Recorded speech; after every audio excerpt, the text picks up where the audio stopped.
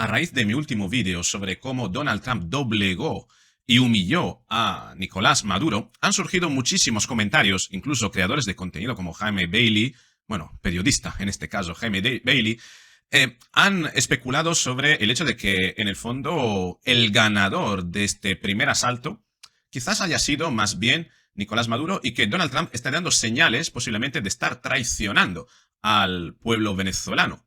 Pero, ¿realmente Donald Trump puede traicionar al pueblo venezolano? ¿O realmente Donald Trump tenía algún tipo de promesa al pueblo venezolano? ¿O eran más bien especulaciones de aquellos que, con una serie de intereses, tienen intención de utilizar a Donald Trump como palanca para vender al pueblo venezolano algún tipo de expectativa irreal? Y sobre todo, ¿realmente hubo una imposición? ¿O se trata más bien de una negociación? Y, de ser una negociación, ¿qué negoció Donald Trump? ¿Cuáles fueron las concesiones? ¿Por qué no se llevó a todos los rehenes de Estados Unidos y dejó a 3? Parece ser que quedan 3 por rescatar, según he estado escuchando, de David Placer. ¿Por qué todo esto? ¿Realmente podríamos considerar que, al no haberse llevado todos los rehenes, esto podría tratarse de un fracaso?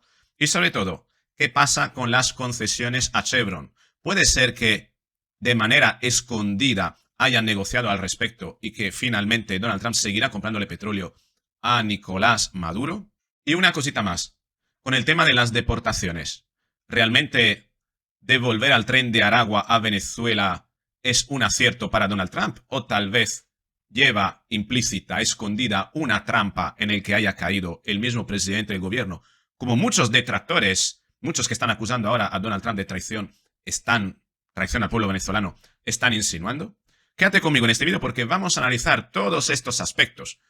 Porque yo creo que en el fondo quizás se están extrayendo conclusiones demasiado apresuradas. Lo vamos a analizar todo en el vídeo. Venga, vamos allá.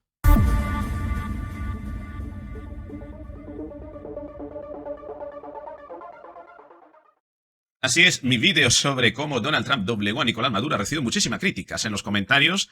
Críticas alegando en que, en el fondo, Donald Trump no doblegó a nadie, sino que el ganador de este asalto es Nicolás Maduro. Se hizo la foto, enseñó que Estados Unidos está interesado en tener relaciones con el gobierno de Venezuela y hasta pudo contribuir a incrementar esta idea implícita en el régimen de que, dentro y fuera de Venezuela, de que en el fondo Donald Trump reconoce a Nicolás Maduro.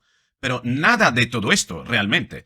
Vamos a analizar parte por parte cada una de estas cuestiones, porque a Donald Trump se le acusa prácticamente de haber dejado en la estacada al pueblo venezolano, entre las deportaciones de los criminales, con las deportaciones de aquellos, y esto sí que tenemos que señalarlo, de aquellos venezolanos que han huido del régimen y que posiblemente podrían incurrir en algún tipo de persecución en la eventualidad de volver a Venezuela, con la no renovación de los permisos temporales de estancia, las famosas TPS.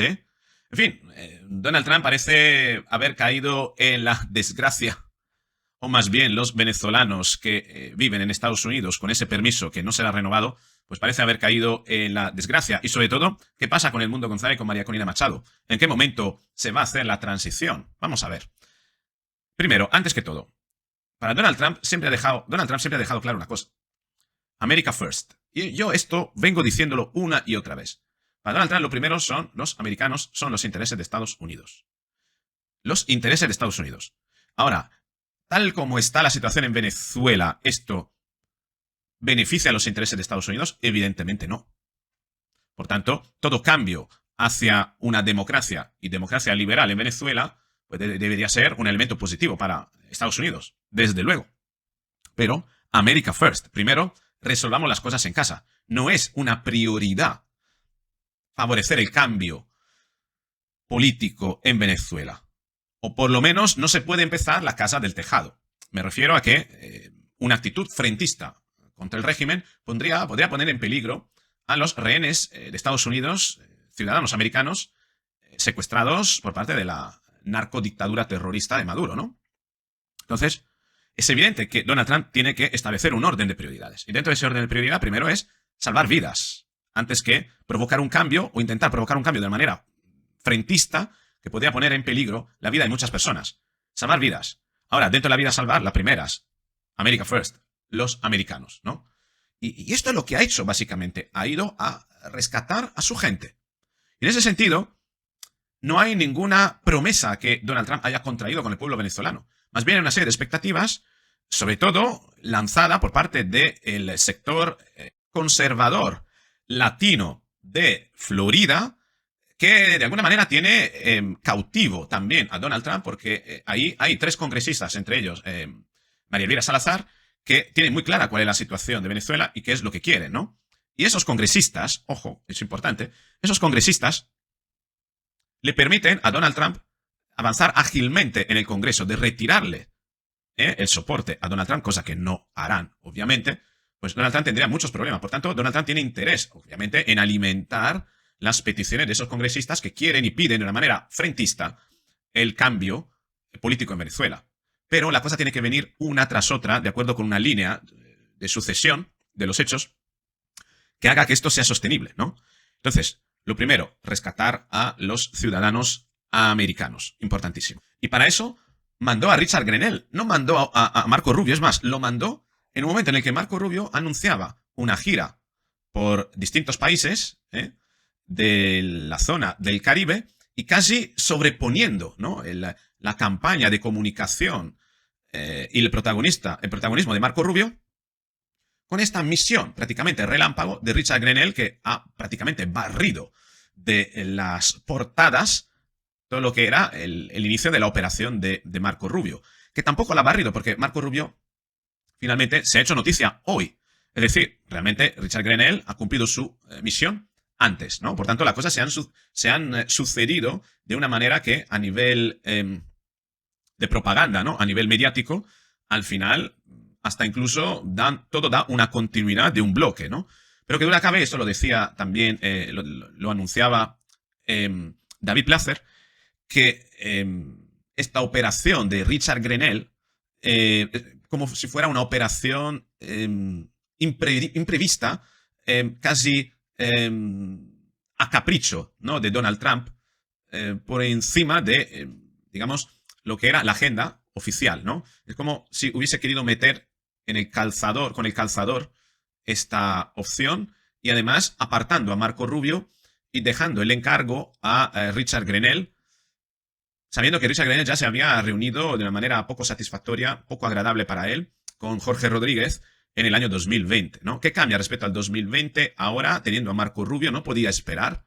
Pues no, no podía esperar. La lectura que yo hago de esta operación sorpresiva, que hasta incluso ha torpedeado en parte mediáticamente el protagonismo que tenía que tener Marco Rubio, y que ha generado incluso una cierta desazón, una cierta molestia en senadores como Rick Scott o incluso en María Elvira Salazar, que desde Twitter tuitearon con bastante vehemencia, casi presionando, ¿no?, a Richard Grenell a conseguir una serie de objetivos mucho más allá de los objetivos que le tenía marcado la administración Trump, que eran 2, ¿no? Prácticamente conseguir la repatriación de todos los deportados venezolanos, entre ellos los criminales del Tren de Aragua, y ahora hablaremos de ello.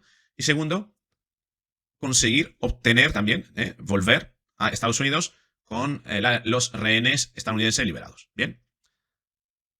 Y claro, y esto nos lleva al hecho de que en el fondo sí, pudo ser una imposición, pero no existen las imposiciones sí o sí, haz esto o esto otro. Dentro de la línea de negociación de Donald Trump se mueve con una estructura de negociación muy sencilla, muy básica, de 3 pasos, pero muy eficaz. Primero, ubica al oponente en el peor escenario posible. En el peor escenario posible. ¿Vale? Y se guarda unas concesiones. Sabe que manejando la expectativa peor posible y ubicando al contrincante en la expectativa peor posible, el contrincante, en el momento en el que él haga una concesión, la aceptará de muy buen grado, porque siempre será un escenario mejor esa concesión respecto al escenario peor. Bien, entonces lo posiciona, lo encuadra en el peor de los escenarios posibles. Primer paso. Segundo paso, se prepara las concesiones que puede hacer a fin de, rebajándole un poquito, quedar bien. Y tercer paso, muy importante este tercer paso, lanza un puente al futuro, aludiendo a las consecuencias sin aclarar cuáles son las consecuencias. Es decir, o aceptas o te atienes a las consecuencias sin decir cuáles son. ¿Y por qué lo hace así? Lo hace así porque quiere jugar con el miedo de la otra persona, porque haberle encuadrado en el escenario peor, por tanto, hace que el adversario en la negociación tenga que empezar a especular sobre todas las consecuencias del peor escenario posible. Por tanto, va a conectar con la emoción del miedo. Y cuando le lanza atente a las consecuencias sin decirles cuáles van a ser, incluso si se le pregunta cuáles van a ser las consecuencias, la estableceré, lo veremos. Con la emoción de pozo del miedo, el adversario, claro, inicia a especular desde el miedo sobre todo aquello que podría pasar y cuáles podrían ser las consecuencias. Y obviamente, no es lo mismo proyectarte en el futuro desde la ilusión que desde el miedo, ¿no? Entonces, con el peor escenario posible, despierta la emoción del miedo. Y luego, lanzando esa idea de atente a las consecuencias sin decir cuáles son, juega con la capacidad del adversario de imaginar cosas terribles, ¿no? Y hace que la propia imaginación del adversario juegue en contra del adversario y a favor de Donald Trump para que el adversario acepte la propuesta con la concesión rebajada. Y esto es lo que hizo Donald Trump. Por tanto, en cierto modo, no es que fuera una imposición a todos los efectos. Hubo una negociación, pero la negociación era una táctica para obtener un resultado. De hecho, tan es así que Richard Grenell lo dijo. Hablar con el régimen es una táctica. ¿Por qué es una táctica? Porque el objetivo es traer de vuelta a los rehenes. Bien. Entonces, ¿fue realmente una imposición o negociaron? Negociaron, sí. ¿Pero cómo negociaron? Negociaron a la manera de Donald Trump. Y la negociación de Donald Trump fue eficaz. Importantísimo, ¿vale? Por tanto, Donald Trump ha hecho creer a Nicolás Maduro posiblemente que haya negociado cuando las cosas han ido perfectamente de acuerdo con el guión de Trump y Grenell. Primer punto. Segundo punto, que se le achaca a Donald Trump, que no se llevó a todos los rehenes, dejó 3. Es lo que suele pasar normalmente en un tipo de situaciones así. No liberan todos porque todavía el régimen no ha tenido la demostración, la prueba de compromiso por parte de la administración Trump. Es decir, oye, vale, haceremos, estoy de acuerdo, te dejo todo, pero me quedo 3 que voy a liberar cuando tú me des pruebas de lo que me estás prometiendo. Esa concesión. Ahora veremos cuál es la concesión. Eso es importante, ¿vale? Porque dentro de las concesiones hay varias que se están barajando, como que Donald Trump se ha bajado los pantalones y se ha comprometido a comprarle petróleo a Maduro. Piano, piano. ¿Qué tenemos aquí? Aquí tenemos otra cuestión importante, ¿vale? Que estamos dentro de un plan que va a tener una continuidad. Y todos los rehenes americanos volverán a casa. Y a partir de tener Donald Trump, todos los americanos en su casa, ya podrá pasar a otras fases. Ya podrá ser más frentista, con incluso buscar el vuelco político. ¿Por qué? Porque sabe que el régimen no tiene nada con qué extorsionar a Donald Trump. Eso es importantísimo. Mientras el régimen tiene rehenes, el régimen tiene un poder de extorsión. Entonces, la administración Trump lo primero que tiene que hacer es quitarle al régimen ese poder de extorsión. Ahora lo tiene más pequeño. De 9 que tenía, pues tiene 3. Vale. ¿Cuándo liberará esos 3? Muy probablemente cuando Donald Trump dará la primera prueba de respetar ese acuerdo. Y en la primera prueba se hablan de 2 posibilidades. Petróleo o rehenes. O deportados, y concretamente el tren de Aragua. Vale. Parece ser, y esto ha motivado que esta operación fuera tan relámpago, que la opción puede ser la del petróleo, pero con una estrategia muy clara. Y esto dice el motivo por el cual, me hace pensar el motivo por el cual Richard Grenell ha viajado con tanta urgencia antes de que terminara el mes de febrero. ¿Por qué es tan importante? Porque el día 1 de cada mes se renueva la concesión. Ojo con esto que voy a decir. Cada día 1 del mes se renueva la concesión a Chevron para operar en Venezuela y se renueva durante 6 meses. Es decir, a 1 de febrero, Estados Unidos garantiza que Chevron podrá operar durante los próximos 6 meses en Venezuela. A 1 de marzo se renovará para otros 6 meses, ¿no? Es decir, cada mes se va un mes adelante, comprometiéndose por periodo de 6 meses. Esto es lo que decía, de hecho, José Ignacio Hernández, que es venezolano, es abogado, y decía lo siguiente: esta información es confusa. La OFAC no renovó la licencia a Chevron, como expliqué. La renovación opera automáticamente el primer día de cada mes por 6 meses. Es decir, si no la frena Donald Trump, la licencia se renueva 6 meses. Y es por eso que Richard Grenell ha querido viajar antes de que venciera. Eso es importantísimo. Antes de que venciera el mes de enero. ¿Por qué? Al vencer el mes de enero, estando prácticamente en el límite, tenía mucho más poder de negociación. Oye, o me das los rehenes o yo te lo bloqueo. Y llamo y te lo bloqueo. Y a partir del día 1, pues, no tiene nada. No tiene nada. Tiene 5 meses, que son los que te quedan de cuando se renovó el día 1 de enero. Y se acaba aquí la cosa. Entonces, claro, eso era importante, tan importante como para incluso sobreponer la agenda de Grenell a la de Marco Rubio, causando casi ese conflicto de imagen, ¿no?, dentro de la misma administración, como creando dos bandos, ¿no?, y casi poniendo como que Richard Grenell es un halcón que trabaja de manera personal y privada, reportando directamente a Donald Trump, al margen de lo que haga Marco Rubio. Dudo de que esto sea así y dudo de que haya este ambiente de, ¿cómo se dice?, de pillaje interno, ¿no?, o de competencia interna que fomente Donald Trump de manera tan caníbal, si podríamos decirlo de una manera. Dudo de que esto sea así. Más bien creo que la inminencia de la entrada del mes de febrero era un elemento muy jugoso para presionar a Nicolás Maduro.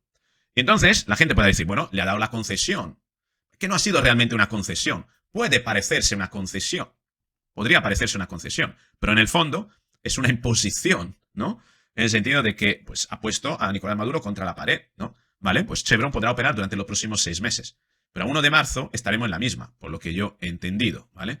Entonces, esto va a ser posiblemente el elemento por el cual Nicolás Maduro, viendo que la licencia se renueva 6 meses, vaya a soltar el otro paquete de rehenes.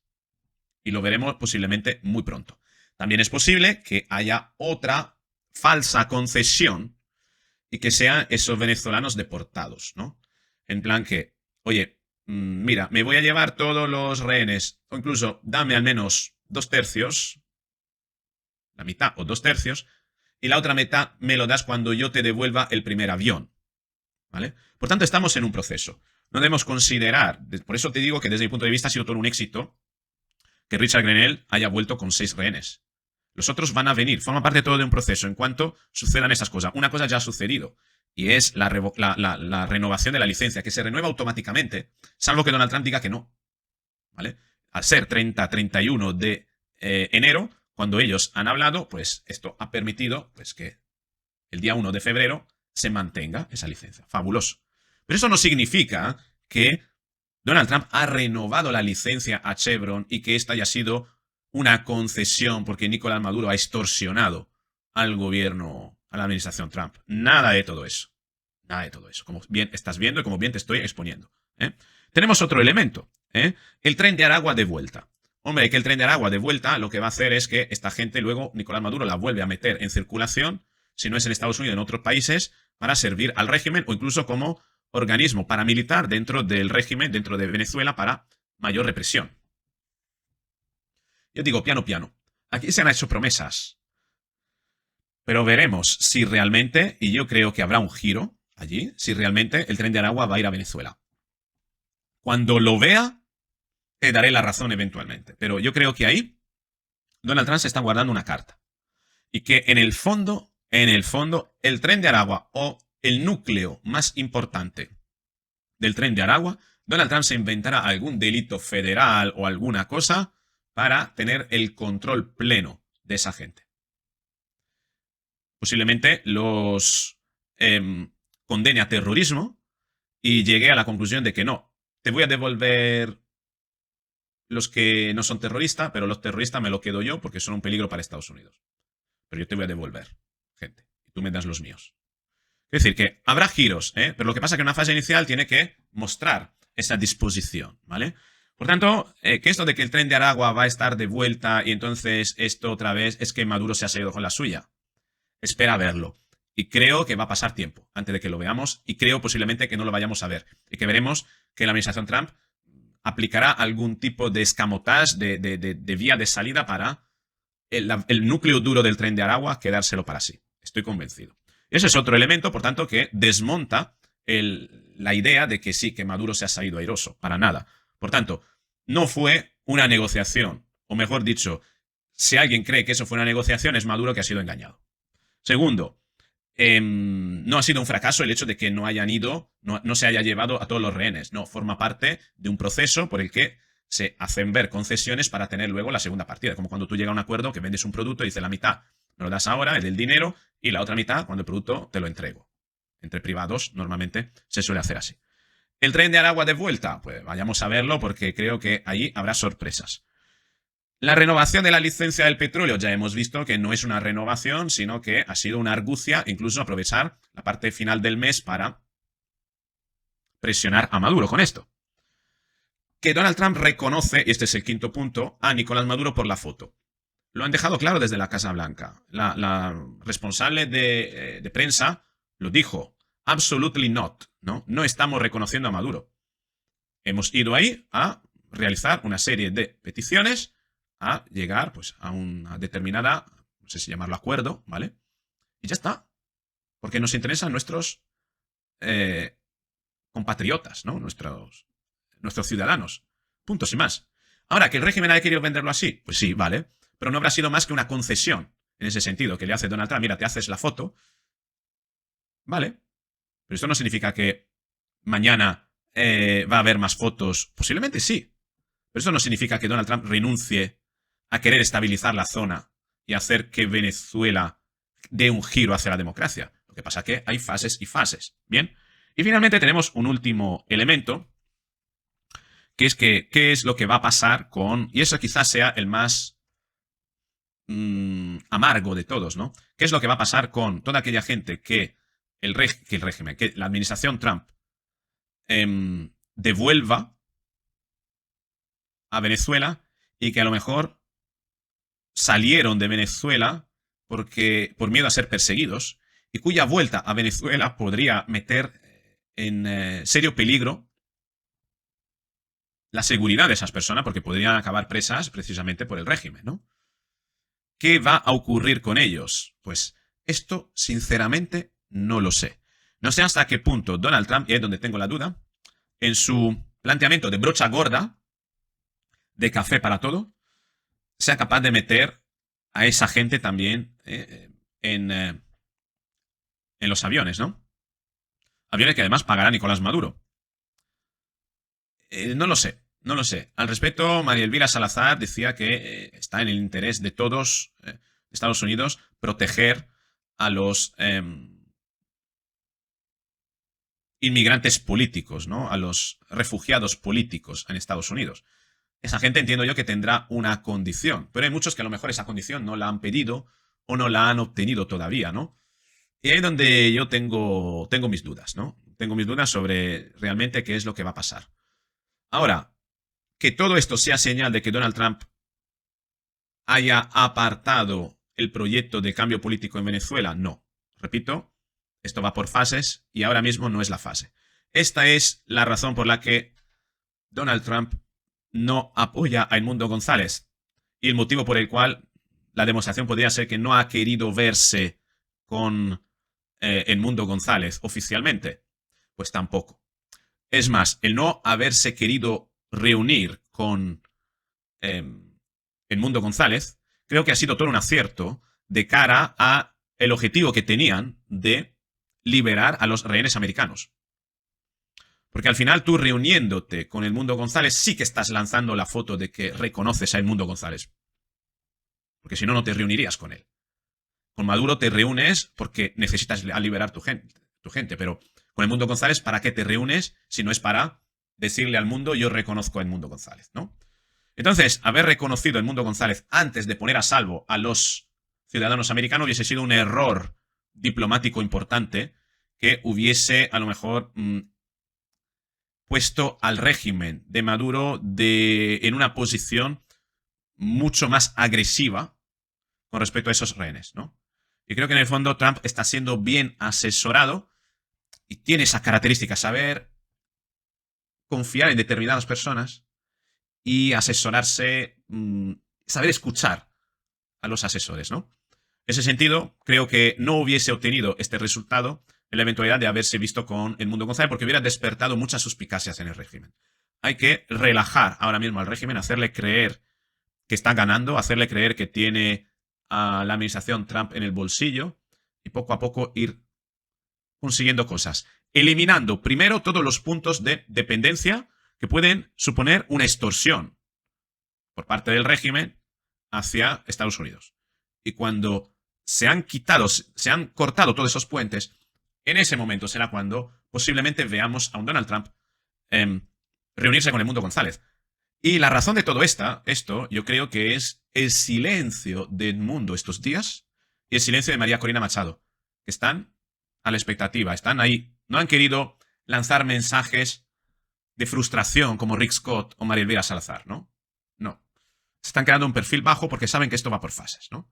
Así que vamos a estar esperando, pero repito, si Donald Trump va a promover algún cambio en Venezuela, no va a ser por un gesto altruista de Donald Trump como filántropo para otros países, no, porque si algo no le conviene a Donald Trump es meterse con otros países y generar conflictos allá donde no lo tiene. Lo que sí a Donald Trump le interesa es que Venezuela no se convierta en una portaaviones de drones de Irán, por ejemplo, o de narcoterroristas que trafican incluso con armas para desestabilizar desde dentro de Estados Unidos, o desestabilizar a través de flujos migratorios, ¿no? Pero claro, antes hay que salvar a los americanos en Venezuela, devolver a casa a Chevron, y después otro gallo cantará. Y yo creo que, hablando de gallos, aquí hay gallos de pelea fuertes, y el rubio yo creo que es más listo que el bigote. ¿Tú qué opinas? En fin, quiero que me cuentes cuál es tu opinión al respecto de todo esto. ¿Crees que realmente Donald Trump está moviéndose, de acuerdo con toda la información que te he dado, de una manera sagaz? ¿O crees que en el fondo ha dejado de lado, ¿no? Ha dejado abandonados a los venezolanos a su suerte? Te espero en los comentarios. Si te gusta este vídeo, dale al me gusta, compártelo, suscríbete, activa la campanita. Suscríbete también al otro canal que tengo, Roberto Crowe Esencial. Lo hemos cambiado, ya no es directos, es esencial. Los directos seguimos haciéndolo desde aquí, pero ahí tendrás oportunidad de conocerme en otras circunstancias y, además, con noticias esenciales, recortadas, muy breves, en fin, impactos de muy poquitos minutos que pero te pueden servir a estar al día con la actualidad, ¿no? Con eso es todo. Un beso. Nos vemos en el próximo.